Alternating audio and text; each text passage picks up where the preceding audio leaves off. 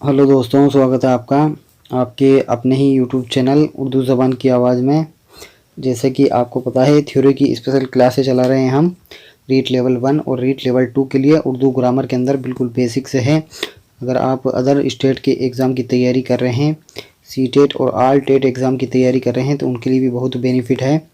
आज की video number 5 है। आज की वीडियो में हम हरूफ शम्सी और कमरी के बारे में जानेंगे और स्वर किसे कहते हैं, व्यंजन किसे कहते हैं, इसके बारे में भी हम बातचीत करेंगे। एग्ज़ाम से पहले एक बार आप ज़रूर देखें। इसमें जो भी थ्योरी है बिल्कुल बेसिक से है, जिसे आपके एग्ज़ाम में ऐसे ही क्वेश्चन पूछे जाएंगे। जब तक आपका कॉन्सेप्ट क्लियर नहीं होगा तब तक आप एग्ज़ाम क्लियर नहीं कर पाओगे। थ्योरी का होना बहुत ज़रूरी है। आज की वीडियो में हम थ्योरी होगी हमारी, जो 5 नंबर वीडियो है इसमें थ्योरी की क्लास होगी, और 6 नंबर के हम अंदर हरूफ शम्सी और कमरी से मुतालिक जो भी सवालात होंगे उनको आपको प्रोवाइड कराया जाएगा। पीडीएफ नोट सभी आपको प्रोवाइड होंगे। तो आप चैनल को लाइक कमेंट शेयर ज़रूर करें अपने दोस्तों में। तो हरूफ कमरी और शम्सी के बारे में हम जानते हैं। अलिफ लाम या तलफ़ुज़ के लिहाज से हरूफ की किस्में या तकसीम। तो अलिफ लाम या तलफ़ुज़ होता है उच्चारण। क्या होता है? उच्चारण। तो अलिफ लाम या तलफ़ुज़ के लिहाज से हरूफ की तकसीम यानी बांटना, तो इनको 2 हिस्सों में बांटा गया है, हरूफ शम्सी और हरूफ कमरी। जिन हरूफ के शुरू में अलिफ लाम नहीं पढ़ा जाता है उन्हें हरूफ शम्सी कहते हैं। जिस हरूफ में अलिफ लाम को नहीं पढ़ा जाता उसे हरूफ शम्सी कहते हैं। ये नाम इसलिए रखा गया है कि जब शम्सी के पहले अलिफ लाम लगाया जाता है तो लाम की आवाज़ ज़ाहिर नहीं की जाती। यानी शम्सी के पहले अलिफ लाम हम लगाते हैं तो उसमें अलिफ लाम की आवाज़ ज़ाहिर नहीं की जाती, यानी तलफ़ुज़ उसका नहीं किया जाता। ज़ाहिर नहीं की जाती।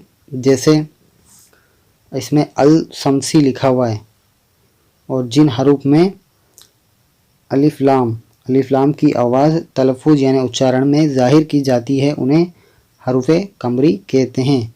क्योंकि कमरी पर जब अलिफ लाम लगाएंगे तो लाम की आवाज़ ज़ाहिर की जाएगी। जैसे अल कमर है ना। तो इसमें शम्सी के अंदर हम देखें तो इसमें अल शम्सी नहीं पढ़ा जाएगा, इसमें अशम्सी पढ़ा जाएगा, इसको अशम्सी पढ़ा जाएगा। और कमरी के अंदर बात करें तो इसको अल कमरी पढ़ा जाएगा, क्यों? इसके उच्चारण में अल कमरी का उच्चारण सही है, और शम्सी के अंदर अल शम्सी का उच्चारण सही नहीं है। इसका इस्तेमाल सिर्फ अरबी अल्फाज के साथ अरबी क़वाइद यानी ग्रामर के रोशे से होता है। चूँकि उर्दू में ऐसे अल्फाज अक्सर आते हैं, लिहाजा इसकी तशरीह यहाँ कर दी गई है, यानी इसके बारे में बता दिया गया है। बाज़ हरूफ ऐसे हैं कि अगर इनसे पहले अलिफ लाम आता है तो तलफ़ुज़ यानी उच्चारण में ज़ाहिर नहीं किया जाता, और लफ्ज़ का अव्वल हर्फ मुसद्दद पढ़ा जाता है। जैसे अस्सवाब, तो ये हरूफ शम्सी होगा। पहले हरूफ पर अलिफ लाम के बाद जो पहला हरूफ होता है उस पर मुसद्दद लगा दी जाती है। मुसद्दद किसे कहते हैं? तस्दीद को।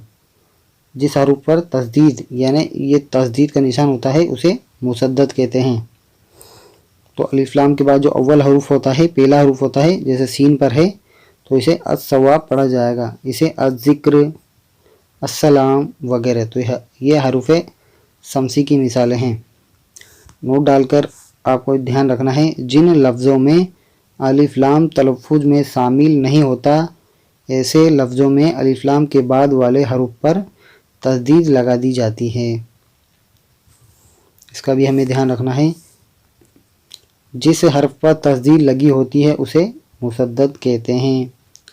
हरूफ शमसी और हरूफ कमरी से पहले इस्तेमाल होने वाले अलिफ लाम को अलिफ लाम तरकीबी कहा जाता है। हरूफ शमसी और हरूफ कमरी से पहले इस्तेमाल होने वाले अलिफ लाम को अलिफ लाम तरकीबी कहा जाता है। जैसे हरूफ शमसी की मिसाल देखते हैं, जैसे अस्सलाम, अन्नार, अज़्ज़िक्र, तो ये हरूफ शमसी की मिसाल हैं। अब इसमें जो अलिफ लाम है इन्हों के अंदर, तो ये क्या है, तरकीबी है। वैसे ही हरूफ कमरी की मिसालें देखते हैं, जैसे अल बदर, अल याकूत, अल हलाल, तो इसमें अलिफ लाम का उच्चारण सही हो रहा है। हरूफ शमसी में अलिफ लाम का जो उच्चारण नहीं होता और इसमें हरूफ कमरी में अलिफ लाम का उच्चारण होता है। तो बाज़ अल्फाज ऐसे हैं जिनमें अलिफ लाम असली होता है, जैसे अल्फाज, अलकाब, है ना, अल्फाज, अलकाब वगैरह। बाज़ अल्फाज ऐसे होते हैं जिनमें अलिफ लाम असली होता है, जिसमें अल्फाज, है ना, इसमें अलिफ लाम को जोड़ा नहीं जाता, ये कुदरती होते हैं। जैसे अल्फाज लिखेंगे तो अल्फाज, इसमें लाम पहले से ही है, यानी असली है। ऐसे अल्फाज जिनमें अलिफ लाम पहले से लगा हो वह अलिफ लाम असली होता है। और हरूफ शमसी और कमरी में जो अलिफ लाम होता है वह तरकीबी होते हैं। हरूफ शमसी की तादाद आपसे पूछी जाए तो कितनी है, 14 है। हरूफ कमरी की भी तादाद आपसे पूछी जाए तो उसकी तादाद भी 14 है। अगर कुल तादाद आपसे पूछी जाए तो 28 है। अब हम देखते हैं हरूफ शमसी और हरूफ कमरी। हरूफ शमसी और हरूफ कमरी वो बिल्कुल बेसिक था, अब आपको बिल्कुल आसान भाषा में अब आप सीखो। सबसे पहले लेते हैं हरूफ शमसी, तो इसको पढ़ते हैं हम। हरूफ शमसी क्या है, वह हरूफ है जिनसे पहले अलिफ लाम आए तो लाम तलफ़ुज़ में शामिल नहीं होगा। वह हरूफ है जिनसे पहले अलिफ लाम आए तो लाम तलफ़ुज़ में यानी उच्चारण में शामिल नहीं होगा। इनकी तादाद 14 है। जैसे एक है अल सवाब, तो इसमें अलिफ लाम को नहीं पढ़ा जाएगा, इसको क्या पढ़ा जाएगा, अस्सवाब, है ना, इस पर तस्दीद लगा देंगे। तो इस पर अव्वल जो हरूफ है अलिफ लाम के बाद जो पहला हरूफ होता है उस पर तस्दीद लगा देते हैं, जिसे मुसद्दद कहते हैं। और जिस हरूफ पर तस्दीद लगी होती है उसे मुसद्दद कहते हैं, इसका ध्यान रखना है।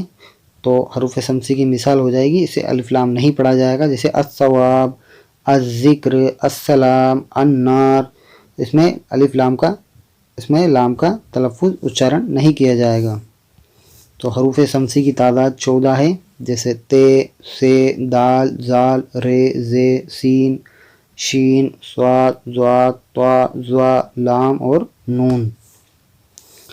साथियों ये भी हमें ध्यान रखना है, आपसे पूछ लिया जाए हरूफ शमसी की मिसाल है या नहीं, साथियों आपको 3 दे देंगे और चौथा कोई सा भी आपको दे दिया जाएगा और आपसे पूछा जाएगा हरूफ शमसी की मिसाल है या नहीं है।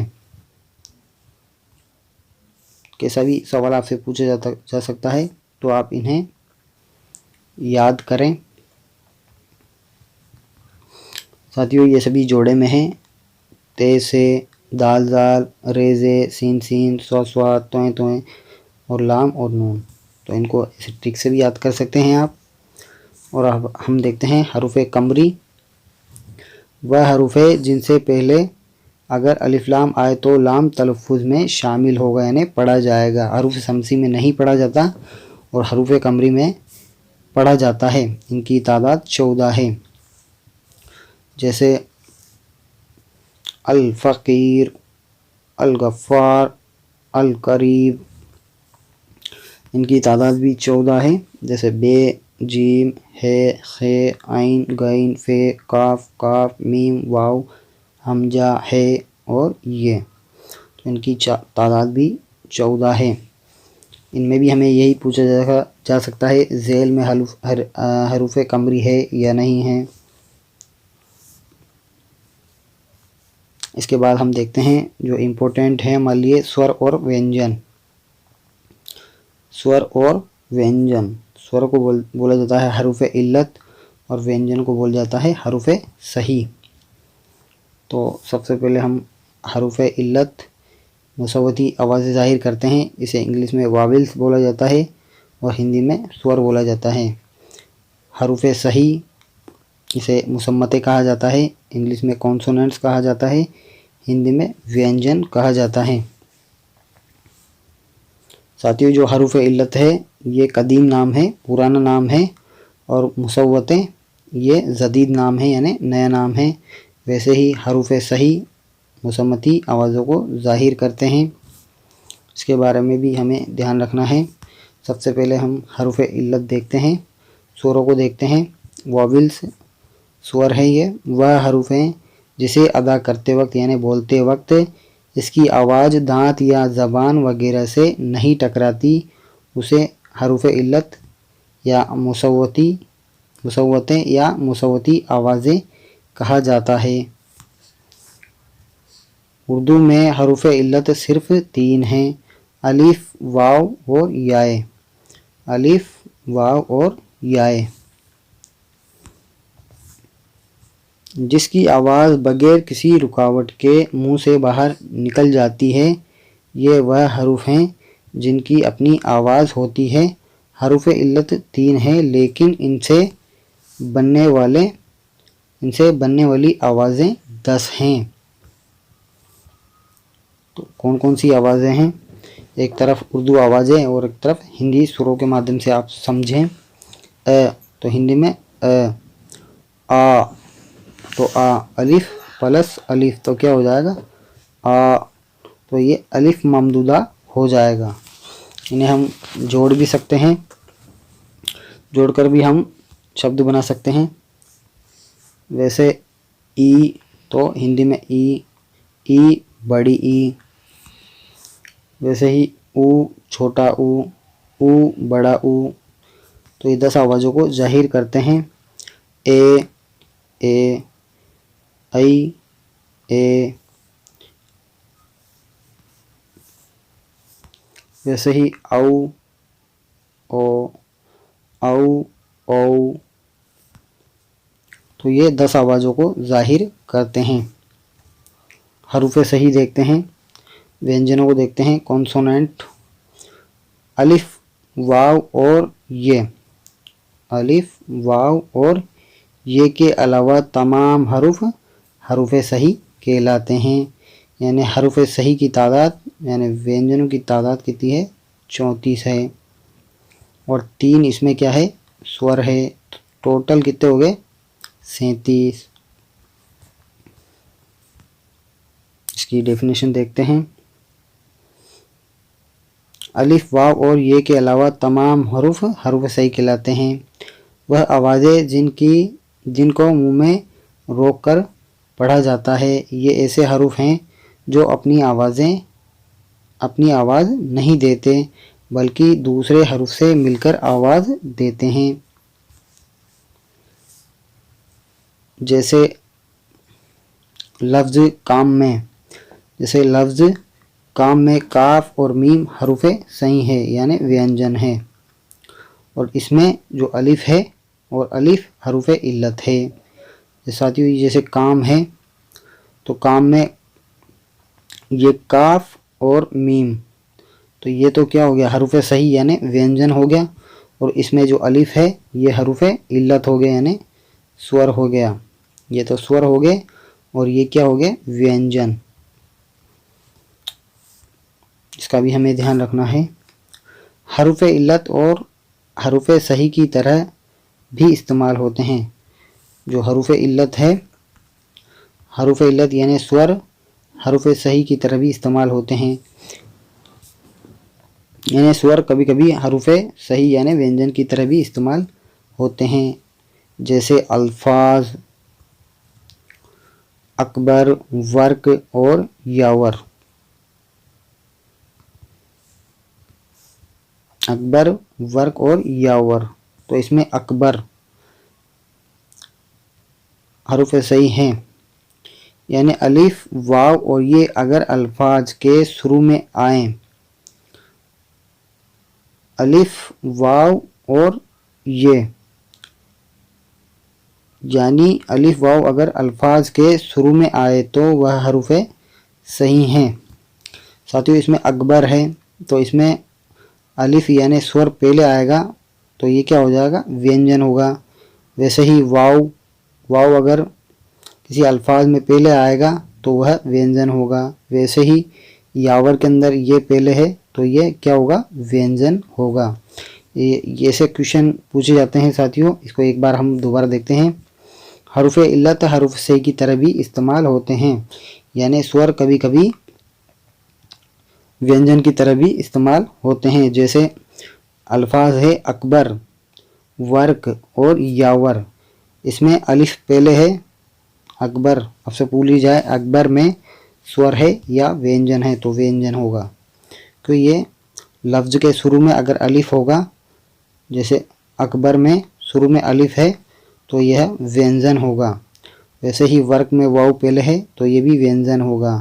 वैसे ही यावर में ये याए पहले है तो ये भी व्यंजन होगा।